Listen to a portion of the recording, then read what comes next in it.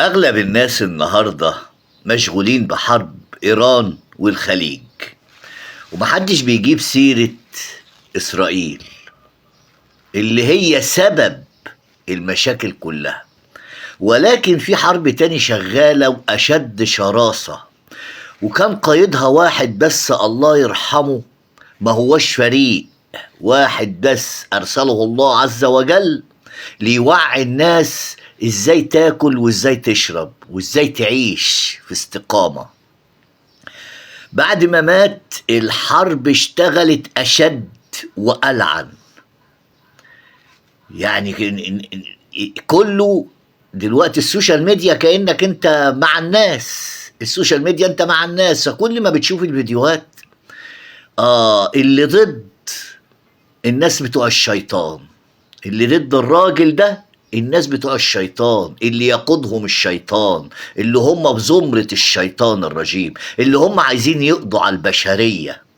خد بالك معايا كده، احنا بنتحارب في غذائنا مش من السنة دي ولا السنة اللي فاتت ولا ال10 سنين ولا ال20 سنة، ده احنا من بعد حرب 73 واحنا بنتحارب الحرب الغذائية عشان يقضوا علينا، عشان يجيبوا لنا الامراض.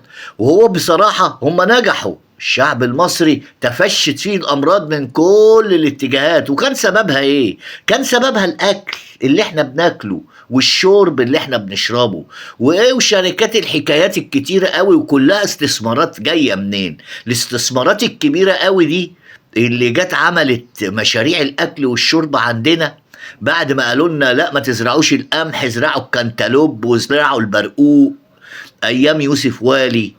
ما هو ده كان جاسوس يعني.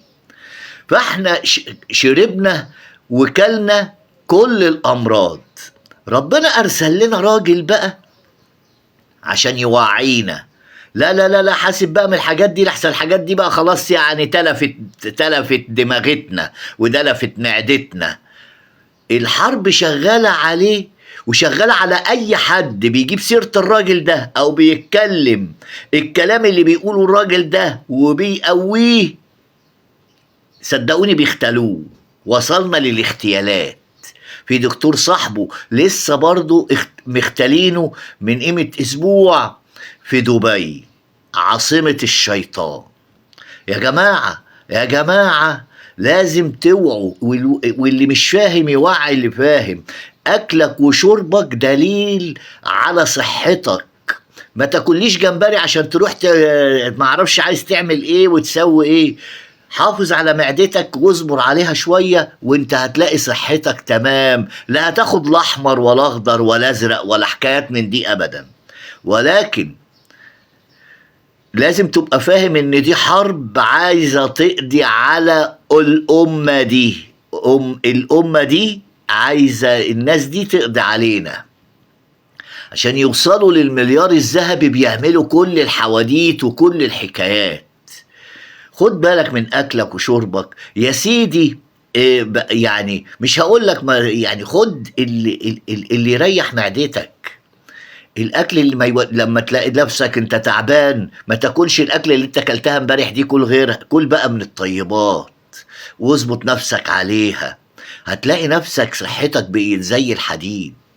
خدوا بالكم الكلام. نهاركم جميل، نهاركم سعيد. الحرب شرسة لإبادتنا.